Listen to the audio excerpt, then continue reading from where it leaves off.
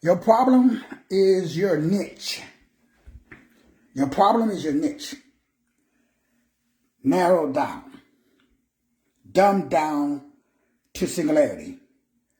Today, brothers and sisters, this is your boy, Dr. Will Rogers, a.k.a. Master Teacher 33. Let's break down how to turn your problem, your most pressing problem, into your most profitable product.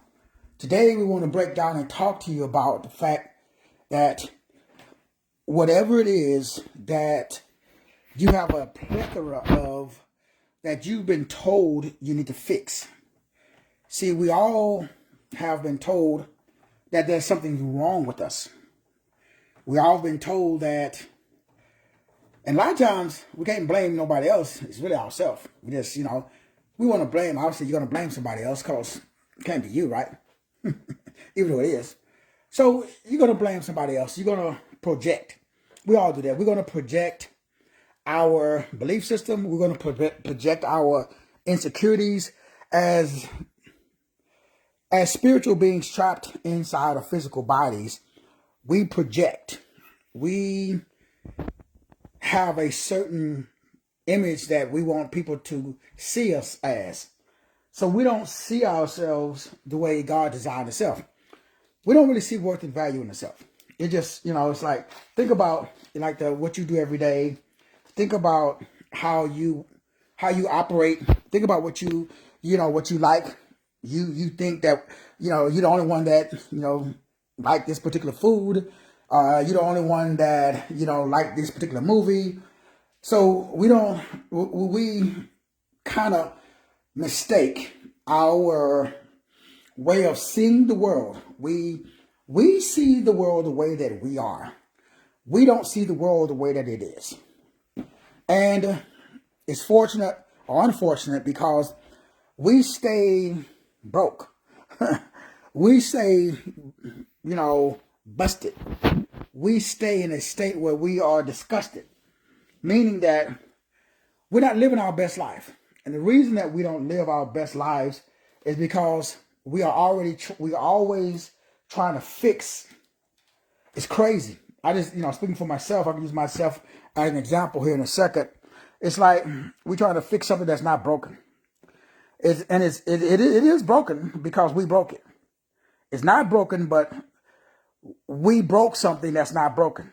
It's just as individual expressions of God on earth. When I talk about problems, what is a problem? So first we got to define what a problem is before we can monetize it. So this is what I do for a living. This is how I got here. I got to the space where I finally was able to really, really recognize the fact that, hey, I've been trying to fix myself for 60 years, man. I've been working nonstop on trying to become the best version of myself that I can. Then I just got to a point, I just like, bump it, man. I'm just going to be me. Like it, lump it, whatever it is. I'm just going to be the best version of me that I can be. I'm not going to try to be somebody that I'm not. So I decided that, I'm going to stop faking the funk. I'm going to stop trying to impress other people. And I'm going to embrace my problem.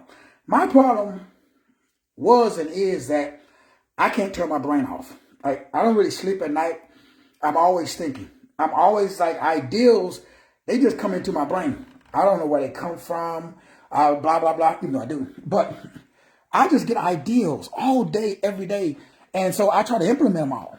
So I thought all these ideals that I've been getting in my head for the last, 60 plus years, coming up on 70 years, I've been getting all these ideals in my head. I thought that was for me. So I've been implementing these ideals. You talk about like things like from a mental perspective, like what they call arrested development disorder. And okay, what is that? Destination addiction. Okay. What is that? When we look at dissociative identity disorder. Okay. What is that? So we got all of these different ideals, right? Excuse me. We got all these different modalities. We got all these different ways of thinking. And everybody's way of thinking was given to you by God. You are fearfully and wonderfully made in the image and likeness of your creator.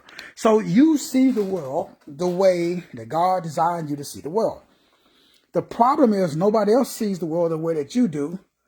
And so the powers that be, our teachers, our leaders, our reverends, our doctors, our bishops, and they have good intention. My grandma used to tell me all the time that, the road to hell is paved with good intentions. So these people, our leaders that have been, given authority over us, so to speak, they have, that's a little too close. They have good intentions. They mean well, but they ain't you.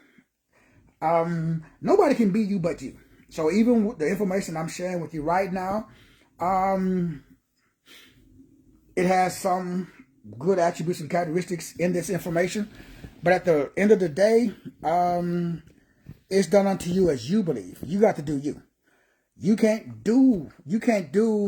live your life. You can't do what I do. You can only do what God has designed and gifted you to do. You can't be me and I can't be you. No matter how much we want to be each other, we can't. I can't be you and you can't be me. You have to be your true authentic self. But we don't see value in the true authentic self, so that's why we spend our life trying to be and do someone else. So today we're breaking down the fact that you have a way of seeing the world that some reverend doctor or bishop or master teacher 33 told you needed to change it. You need to fix it, that it was broke. Like something's wrong with you, bruh. Get your stuff together. We all been told that. Like you need to do less of, So when people give good advice or they give advice that works for them. That's just because that advice worked for them, that doesn't mean that advice will work for you. So the most pressing problem, that's just the thing that keeps showing up in your life. No matter what you do, it's like breathing. Like you can't stop breathing. If you stop breathing, you die. Okay, that's your purpose. So the only thing you got to ask yourself is, I'm doing something. Now, most people are on the treadmill of life. They don't have time to slow down and examine themselves to actually see what is it that I'm doing every day, 24/7, 365.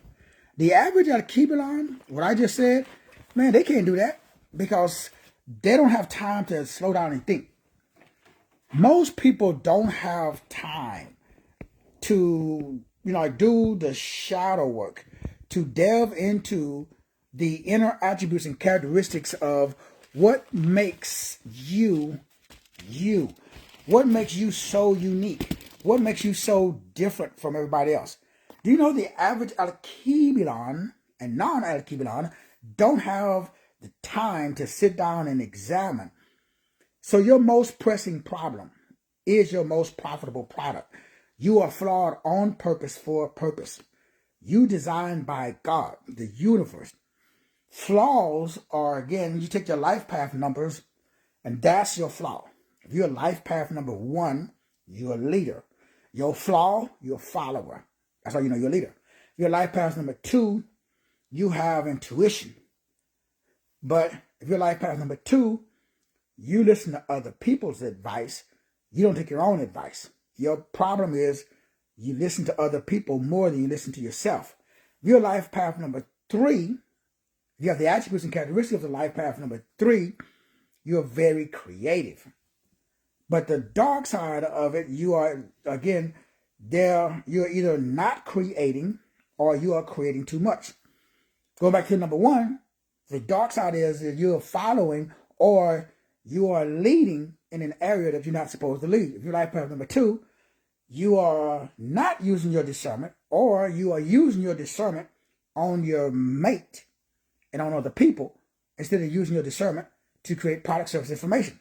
If you're 3, you do like me, you're creating stuff for yourself instead of creating stuff for someone else. If you're life path number 4, you are stable, you are loyal, you are practical, but you are stable and you are loyal and you are practical in an organization supporting, being stable, being practical, and being loyal to someone else, instead of being stable, being practical, and being loyal to yourself, and teaching other people how to be stable, practical, and loyal.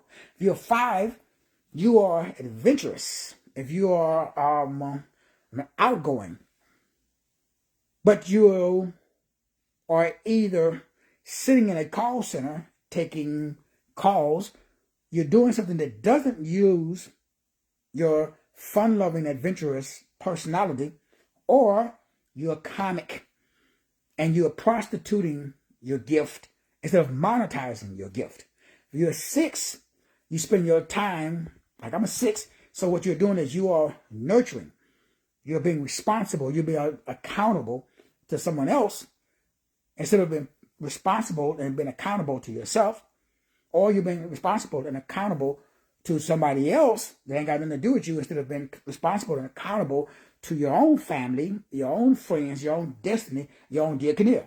So what everybody is doing unknowingly is you are prostituting your gifts. You're using your gifts and your talents and your skills, and you are casting your pearls among swine. You are taking if you're 6, you're being responsible, you've been accountable, you've been loyal, you've been practical, you've been understanding to people and to an environment and to a culture, to a family. You are in an area where you're being tolerated, where you're not being elevated. So you're prostituting your gift. You're casting your pearls among swine. That's how your problem is, that you're so good at being blank. If you're a 7, you're very analytical. You're like a walking, talking, breathing detective. But instead of using your detective skills to help other people solve problems, you're using your detective skills to find problems that don't exist in yourself and in your marriage, your relationship, your family, your organization. In other words, you're using your gift on yourself, and you're pointing that power in the wrong direction. You have to channel that power, because that power now is a problem. Your power is your problem. So you have to reverse engineer that power, which is now a problem, because you are so powerful, but that now you are a problem. Either area, whether you use your power negatively or whether you use your power positively. If you are an 8, you are an organizer, you are an executive. You make good choices, you make good decisions.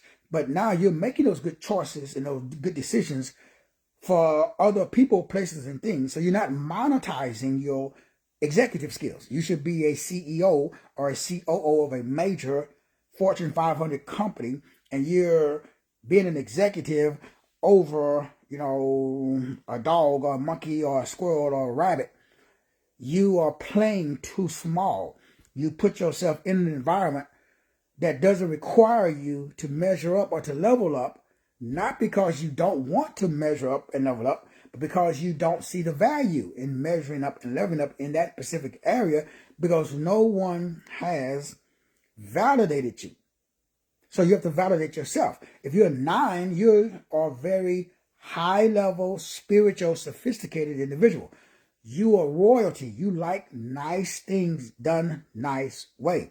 So if you're 9, you're doing negative things. If you're 9, you're doing basic podunk Texas. You're doing bare minimum, because that's the dark side. That's the opposite.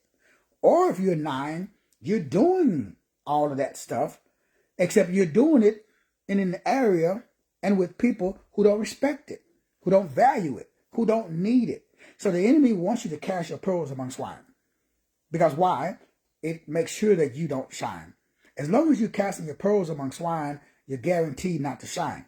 So your problem, what you're doing right now, you're doing everything right. You're just in the wrong environment. You're just taking care of the wrong people. You're just talking to the wrong demographics.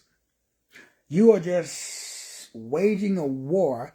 You're creating a mountain out of a molehill. It simply means you got all of this power and you don't know what to do with it. And so, like me, what you've been doing unknowingly, because that's the point, is to, again, clarity.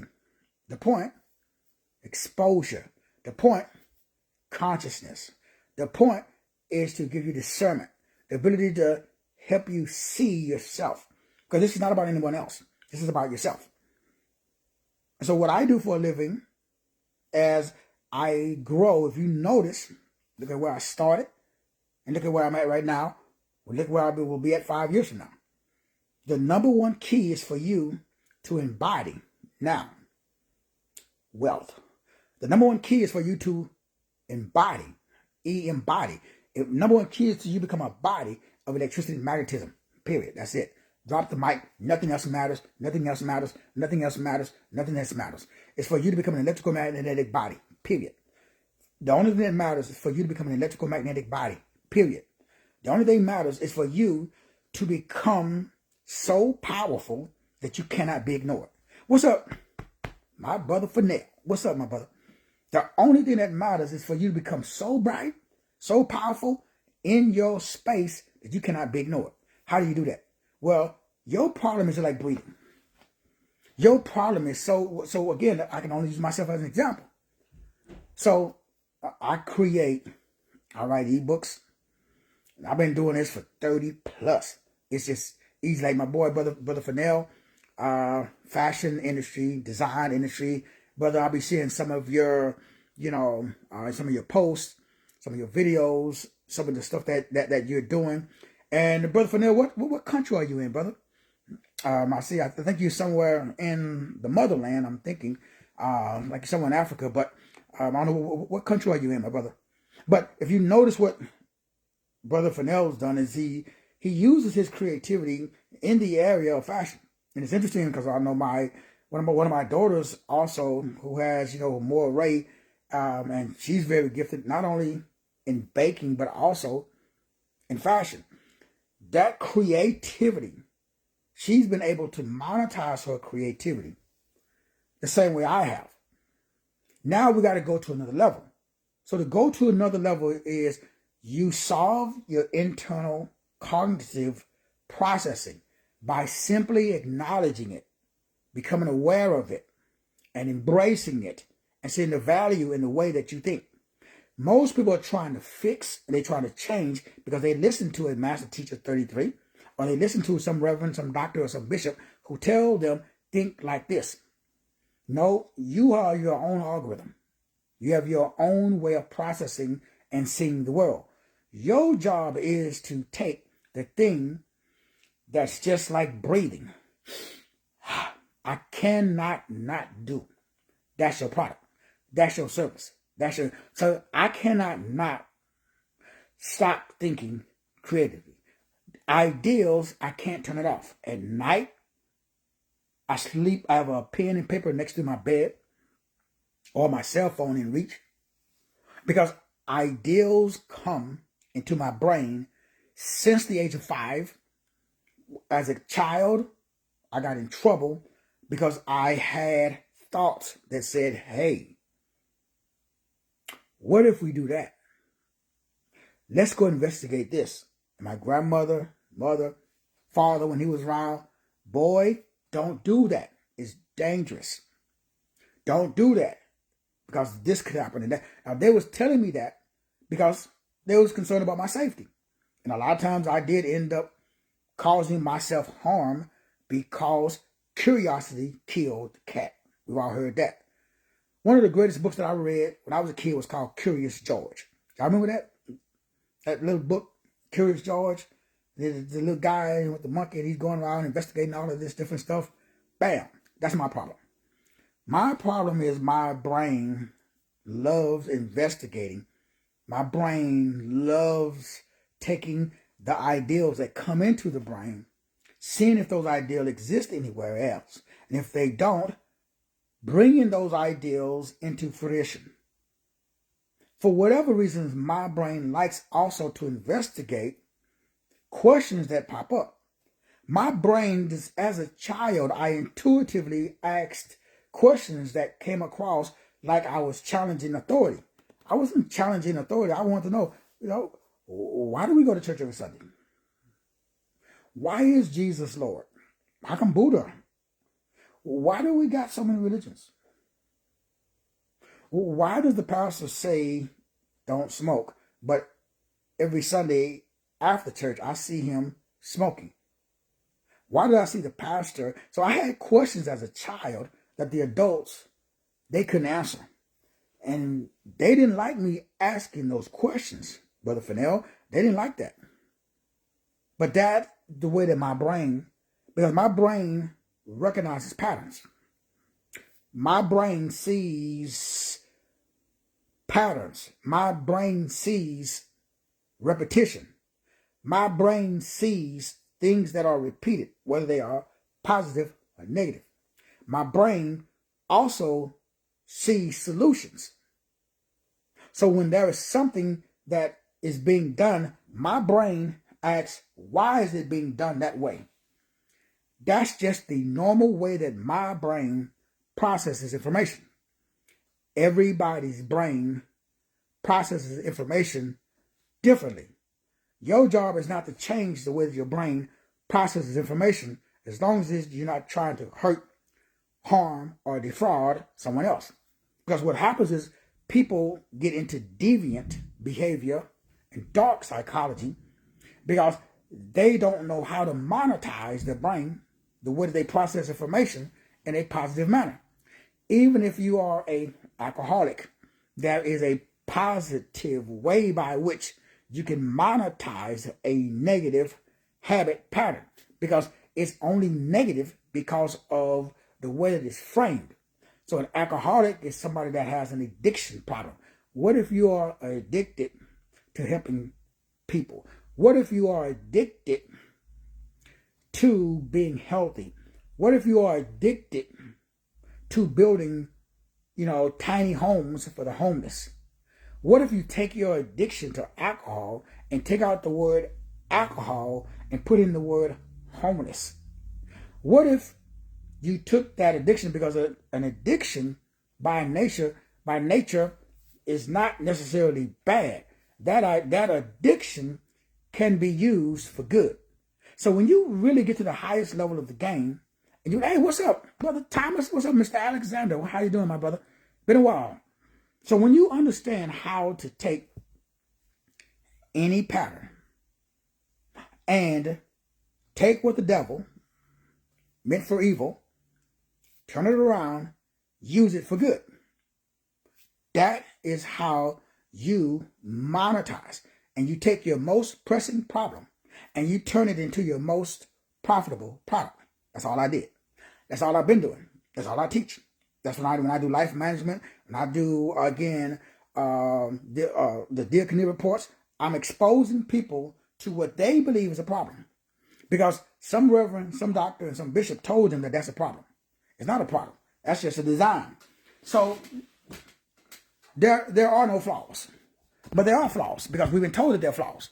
So what is a flaw? A flaw is just the way that you process information. It's called a pattern. So your job is to take that negative habit pattern and turn it into a profit. So how do we do that? You take it by niching it down. How do you niche it down? All you do is take what, again, I'm using the term because that's what we use as, especially us good, Christian folk. We'll take something that we say is evil. We'll say it's negative because, again, somebody told us that. We never researched that for ourselves, most of us. We just regurgitating somebody else's stuff. Again, it's not bad, it's not good, because the person that shared that with you, the person that told you, hey, do it this way, they're telling you that because they was told to do it that way. So all we do is we repeat. It's called tradition. So we repeat. We share information without researching it. So when you notice that there is certain things that's automatic. So since the age of 5, I receive inquisitive. I call it inquisitive. I call it investigative. I call it discernment. I call it curiosity. Adults, they call it being bad. They say it's mischievous. For a child to ask an adult, hey, why we do A, B, C, and D? Okay, boo-boo, you're supposed to be seen, not heard. So I grew up in an environment, and then I did the same thing to my children, especially the 2 oldest. Because by the time I started figuring out that, hey, these kids, they have a brain of their own. It's not my job to mold them into little versions of me. So right now, there's certain things that's costing you money. There's certain things that you're doing that is being perceived as bad decisions because you're putting yourself in bad situations. And the only reason that you're putting yourself in those bad situations and you keep doing those bad things is because you haven't been shown or taught how to monetize, how to take those bad things, those bad situations.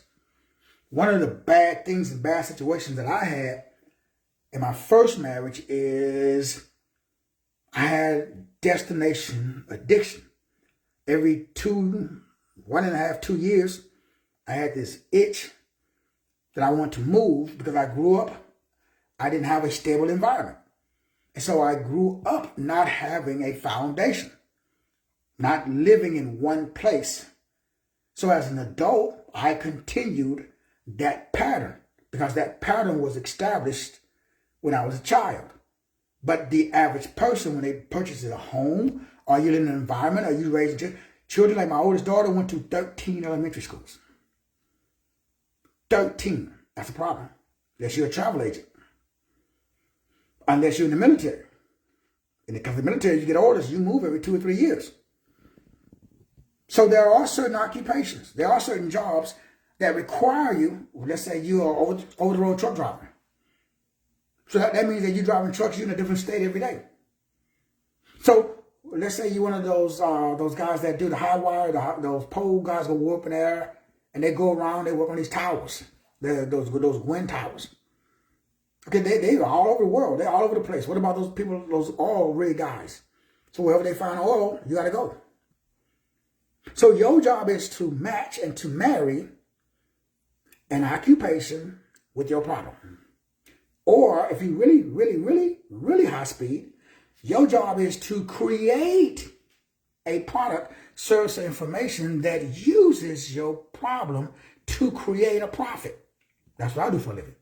So what I do is I work with people, I connect with people to find their most pressing problem and turn their most pressing problem into their most profitable product. Now we got a conundrum. We got a problem. What is the problem? The problem is people are afraid to be themselves. We are afraid to challenge, again, reality or tradition.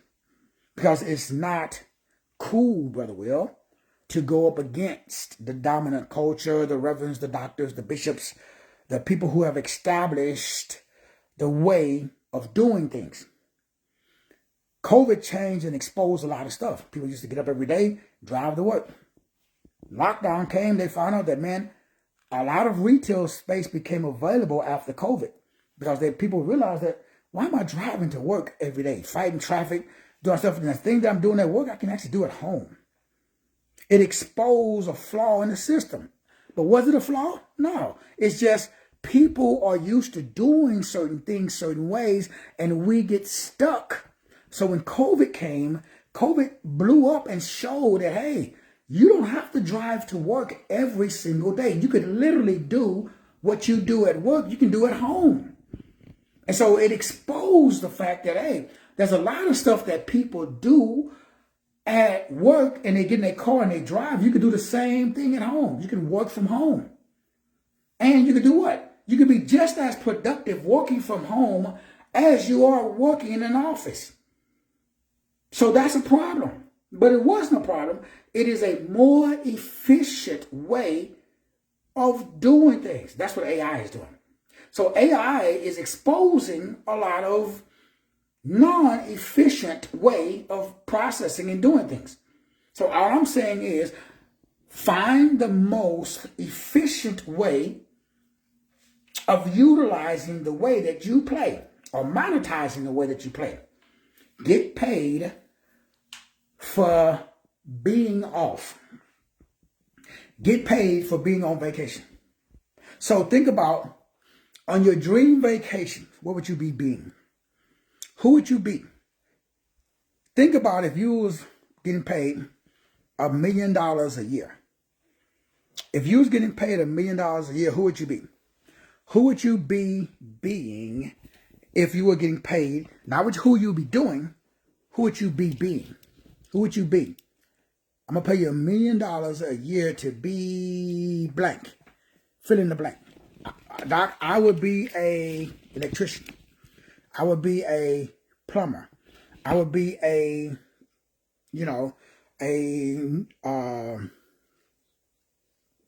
dietitian. I would be a, personal trainer. I would be a creator. So who would you be being? Not what you be doing. Because you don't get paid to do stuff. You get paid to be stuff. So we're reversing the way by which you show up in the marketplace every day. See, you should get paid for showing up. You should get paid for breathing. So I breathe creativity. So I'm a digital product creation specialist. So all I'm doing is, as a master teacher, I started off originally just in actually physical intense training. 30 plus years ago, I started off doing fitness in the park. 30 plus years ago, I was working in the gym. 30 plus years ago, I was, getting into personal training. I was understanding physical fitness. And I created Theocentric Nutrition. But then after I created Theocentric Nutrition, it was right after my first marriage, where I had 68 jobs. And on the side, or in between those 68 jobs, I tried 23 different businesses that all failed. Look at what I was, or who I was being. 68 jobs. 23 businesses. What or who was I being? Look at the way by which I live my life. In the past, in the present. Because the best predictor of the future is the acknowledgement of the past. Because people don't really change. Only thing that you can do is change how you utilize, how you direct, how you generate, operate, and direct your energy, your chi. Because your time and your attention is either being used to move you forward or move you back. So your job as an individual expression of God on earth, that's you. You and I, we are individual expressions of God on earth. That's all we are. Individual expressions of God on earth. So what is your job? What is my job? Your job and my job is to be able, as individual expressions of God on earth, we are supposed to now see worth and value in the way that God designed himself. That's the hardest thing on earth to do, bar none. The hardest thing on earth to do is for you to see value in you. Period. That's why we have problems. That's why we struggle. We struggle because we're trying to change something that God doesn't want us to change. The hardest thing on earth, the hardest thing on earth is for you to love yourself. Oh, it's easy to love anybody. It's easy to love, it's easy to love other people. Why? Because we don't have to change them. Could you imagine if you woke up and I don't have to change? Could you imagine, right now, if you just said to yourself, man, I'm going to love who I am in my core. I'm going to ask myself, am I hurt? Being me, does it hurt? Does it harm? And does it defraud anybody else? Does being me, when I breathe, do I cause problems for other people? Long as the answer to that problem is no, boom, you good. Because there are some people who have a way of being that they believe they have the right to take, to rob, to steal, to kill. Because the enemy comes to steal, kill, and destroy. So there are some frequencies, waves, verbs, and vibrations that should be taken out back and like do.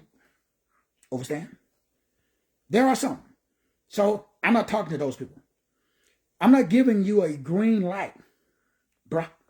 I'm not giving you a green light, sis, to go out and hurt, harm, and defraud children, to hurt, harm, and defraud the elderly, to take advantage of people, to benefit off someone else's labor.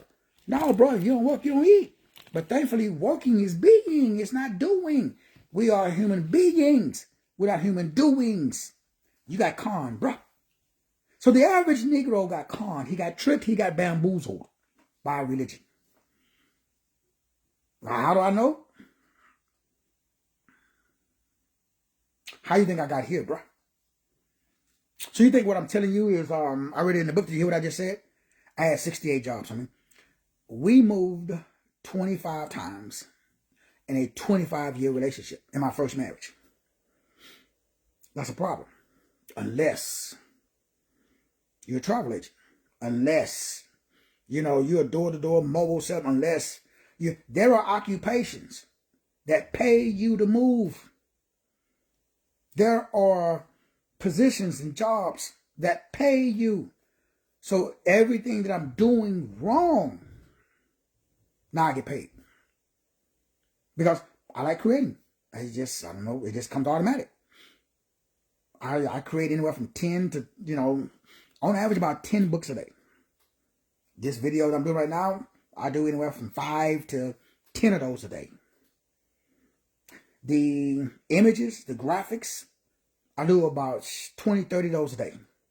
Online courses, product development, structure, ecosystems, breaking down complex issues into step-by-step problems or step-by-step solutions. That's called a system. Every day. 24/7, 365. It's automatic. So that is how you take, again, what the devil meant for evil, and you turn it around and you use it for good. But you have to understand, because see, you, like me, have been told something wrong with you. You, like me, have been told that you need to be fixed. You, like me, have been told that you need to go get. You have not been told or shown that you need to be. You are a spiritual being having a human experience. You're not a human doing. You are a human being. But we don't put emphasis on being. We put emphasis on doing. Doing comes after being. Doing doesn't come before being. So all we got to do is do the old switcheroo. So notice you don't throw the baby out with the bathwater. Your problem is not a problem. Your problem is the misapplication of a solution. Your problem is the mismanagement of time. It's a mismanagement of attention. And it's mismanagement of your energy. Everybody has energy. Everybody has breath. Otherwise, you wouldn't be here. So since you're alive, the body produces ATP and ADP. So you wake up every morning, and going back to what I said in the beginning of who would you be being if all your desires were fulfilled in the areas of wealth, health, wisdom, and great relationship? Whatever the answer to that question is, you take what you think is a problem. Remember, I have a problem. What is my problem? I've had the same problem since 5. It destroyed my first marriage. That problem is my brain doesn't turn off. So at night, I don't really sleep like most people sleep, because I get ideas, they just drop into my brain. So for most people, and myself included, some people take drugs, some people, they call it destination addiction, dissociative identity disorder. There's a lot of different arrested development, attention deficit. There's a lot of different names for people who don't have the ability to just get in one place and just sit there and be still. Some people call it, autism. Some people call it, I remember when you was a kid, you got ADD. Like little Johnny, he can't sit down and be still. So that was me as a kid. So you get labeled where you believe that being you is bad. So now you don't want to be you. So you don't see no value in being you. So you just want to be like the Reverend, you want to be like T.D. Jakes or Creflo Dollar or Joel Osteen. So you forget yourself and you try to be like someone else. That is the kiss of death, especially now with artificial intelligence, because everybody's already taken. The only person that's not taken is you, boo-boo. So you might as well be you. You might as well do you. Dare to be you. See, you will either be original or you're going to die a copy. So now we got to go back and you got to deal with your self-worth issue. Because really at the base, at the core of all problems, Negro, you don't believe there's no value in you. You really hate yourself. Now you don't say it like that, but do you really think that people value the way that you think? No. That's why you don't tell people what you think. You don't show up in the marketplace authentic. Nobody do what I do. Very few people come online and talk about their problems. Tell you like, yeah, I moved 25 times in my first marriage. I had 68 jobs. 23, because why? The moment that you say that shit on social media, I guarantee you, there's somebody going to be posting something negative about what I just said today. They take what you say and they use it against you, and you're afraid of it. Me, I just been doing this shit for so long, I don't give up what other people think. So when you get to this certain personal level, because that's the difference between you and your money. Money flows where energy goes, period. So when you feel, people can sense that unnervousness. If you ain't comfortable in your own skin, if you don't have a wish a Negro would disposition, Negro, you need to keep your day job because you're going to be broke. The only way you get paid is when you speak as one having authority, when your words have weight. But it has to be based upon your own life experiences. I cannot get on here and start talking about something that I have not personally done. I've personally written all these books. I've personally done all of these shows. I've personally don't sleep at night. I know that my brain don't turn off. I got tablets, I got books, I got a garage full of boxes full of stuff and ideas that I started and never finished. So I'm a creator. By birth, I do that in my sleep. So why not get paid for it? So your job is to see the value in being you. And stop seeing yourself like you need to be fixed, you need to be changed, or you need to see a therapist. But you don't need no therapist. You don't need to be fixed. Ain't nothing wrong with you. You're supposed to be getting paid for being you. So when you're ready to learn how to get paid for being you, holler at your boy. Check out the 1000 for 1000. If you need apps, you need a website, you need books, whatever creative products, graphics, images, whatever creative product, digital product, service, or information that you need assistance with, that's my purpose. That's my destiny. That's my dear Canel. You got one too. I love you. I'm going to see you at the top. God bless.